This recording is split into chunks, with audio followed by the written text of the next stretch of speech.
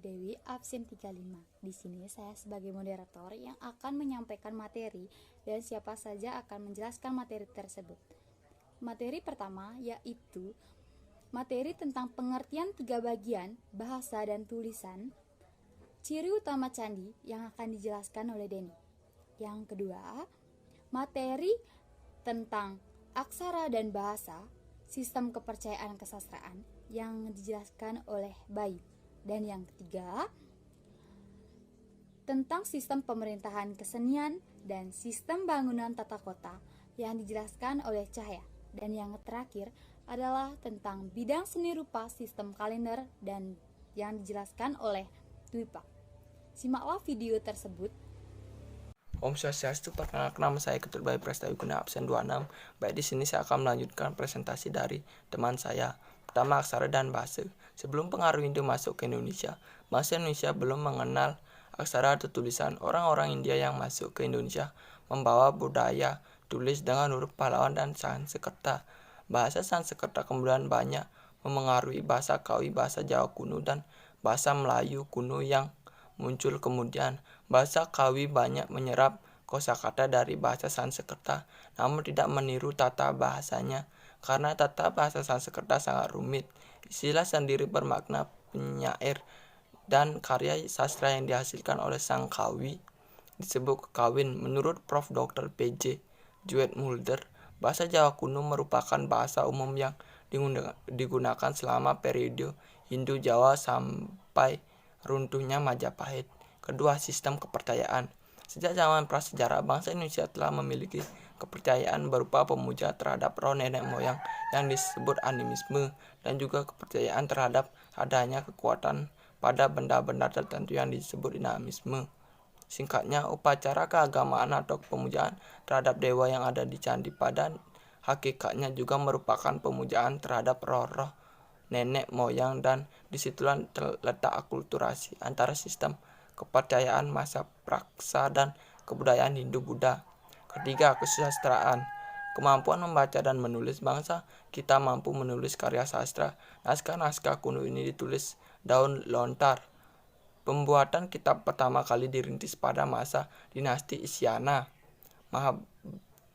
yaitu pada masa pemerintahan Dharmawangsa.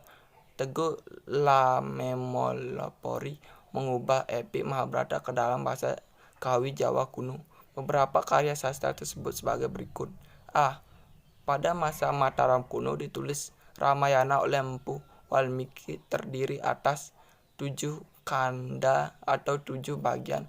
Mahabharata oleh Empu Vyasa. B. Pada saat Mataram berada di bawah kekuasaan Empu Sindok, ditulis kitab berjudul Sanghyang Kamahayanikan. C. Pada saat Mataram berada di bawah kekuasaan Empu Sindok, ditulis kitab berjudul Sanghyang Kamahayanikan. D. Pada masa Majapahit ditulis kitab Negara Kertagama oleh Empu Prapanca Sutasoma dan Arjuna Wijana oleh Empu Tantular, dan beberapa kitab lain yang sampai sekarang belum diketahui penulisnya. Baik, materi berikutnya akan disampaikan oleh teman saya. Terima kasih. Baik, di sini saya akan melanjutkan materi yang dibacakan oleh teman saya. Sebelumnya, perkenalkan nama saya Gusti Ayu Putu Cayaningsih, nomor absen 2 dari kelompok 7. Materi keempat yaitu sistem pemerintahan. Sistem pemerintahan kebudayaan Hindu-Buddha mengenalkan sistem kerajaan dengan konsep dewa raja. Konsep ini memosisikan raja sebagai titisan para dewa. Dalam Sanskerta, istilah dewa raja dapat bermakna raja para dewa atau raja yang juga titisan dewa. Konsep ini memandang raja memiliki sifat ilahiyah, yaitu sebagai dewa yang hidup di atas bumi atau sebagai titisan dewa tertinggi. Abad kelima mengukirkan telapak kaki Raja Punawarman Laksana, telapak kaki Dewa Wisnu, anak Brahma dan Siwa Raja Kertarajasa atau Raden Wijaya, pendiri kerajaan Majapahit di Jawa. Diabadikan dalam patung yang memperlihatkan ia sebagai Halihara, yaitu perpaduan antara Dewa Wisnu dan Dewa Siwa. Materi yang kelima yaitu kesenian. Sebelum masuknya pengaruh Hindu-Buddha, bangsa Indonesia telah mengenal seni bangunan dalam bentuk bangunan-bangunan base dari masa megalitikum, yaitu bangunan yang terkait erat dengan kegiatan pemujaan dan penghormatan kepada nenek moyang. Contohnya dolmen, punden berpundak-undak, dan menhir. Pada masa Hindu-Buddha, bangunan candi dimaksud untuk menghormati raja yang sudah meninggal. Candi adalah monumen tempat pendarmaan bagi raja yang sudah meninggal, memuja dewa-dewi tertentu, dan tempat bersemadi para pendeta dan pemuka agama. Stupa pada candi-candi bercorak kuda awalnya berfungsi sebagai peripi. Selain itu, sebagai tempat menyimpan abu jenazah Buddha Gautama atau barang-barang berharga milik raja yang telah meninggal. Salah satu candi bercorak Buddha yaitu Candi Borobudur, sangat mirip dengan punden berundak, tempat pemujaan zaman megalitikum. Yang keenam, ada sistem bangunan tata kota. Bentuk akulturasinya sampai saat ini masih dapat kita jumpai di hampir seluruh bangunan tata kota di Pulau Jawa. Pada zaman sebelum Hindu-Buddha, masyarakat Indonesia belum mengenal bangunan dan tata kota yang kompleks, tertata, dan bernilai seni tinggi. Sejak zaman Hindu-Buddha, kita mengenal sistem bangunan yang lebih kompleks, tertata rapi, dan bernilai seni tinggi dibandingkan sebelumnya. Tempat tinggal raja ini biasanya terletak di pusat kota dan dikelilingi tembok yang tinggi. Tampak di Keraton Yogyakarta dan Solo, umumnya memiliki 4 pintu gerbang atau gapura yang menghadap ke 4 arah mata angin, yaitu utara, selatan, barat, dan timur. Baik, materi berikutnya akan dibacakan oleh teman saya. Om Swastiastu, di sini saya akan melanjutkan presentasi dari teman saya.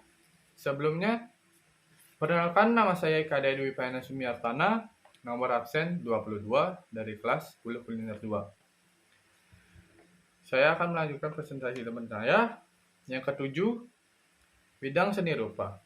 Jika pada masa sebelum Hindu-Buddha, masyarakat kita terbiasa melukis di gua-gua atau lukisan gua. Misalnya, gambar hewan, manusia, atau jari tangan. Pada masa Hindu-Buddha, masyarakat kita diperkenalkan dengan relief. Relief adalah seni pahat berupa ukiran atau seni ukir yang biasanya dibuat pada dinding candi, kuil, monumen, atau tempat bersejarah. Terdapat perbedaan yang cukup menonjol antara relief candi-candi di Jawa Tengah dan candi-candi di Jawa Timur. Relief candi Jawa Tengah bersifat naturalis, artinya sesuai dengan keadaan yang sebenarnya, sedangkan relief candi di Jawa Timur lebih bersifat simbolis. Contohnya, relief candi yang bersifat simbolis adalah relief Candi Jago, Jawa Timur. Seni rupa lainnya adalah dalam bentuk patung atau arka, hewan yang dianggap suci, yang disebut kepercayaan totemisme pada masa Hindu. Kita mengenal patung-patung menunjukkan dewa utama, seperti Brahma, Wisnu, dan Siwa. Bentuk seni rupa lainnya mendapat pengaruh Hindu adalah ragam hias. Baik, yang ke-8, sistem kalender, penanggalan, atau kalender. Hindu-Buddha turut berpengaruh terhadap kebudayaan Indonesia, yaitu digunakan kalender dari India bernama kalender Saka. Tahun Saka dimulai tahun 78 Masehi. Penggunaan kalender Saka ditemukan dalam prasasti Talang Tuwo. Prasasti berhuruf Pallawa dan berbahasa Kerajaan Sriwijaya di Sumatera Berangka. Tahun 606 Saka atau 686 Masehi. Perhitungan tahun Saka sampai saat ini masih digunakan oleh masyarakat Bali yang beragama Hindu. Perhitungan Perhitungan ini digunakan untuk menentukan hari dari sejumlah kegiatan upacara keagamaan yang mereka anut. Baik, presentasi dilanjutkan oleh teman saya. Baik, itulah penjelasan dari teman-teman saya. Apabila ada salah kata, saya minta maaf. Sekian dari saya tutup dengan peramu santi santi santi om.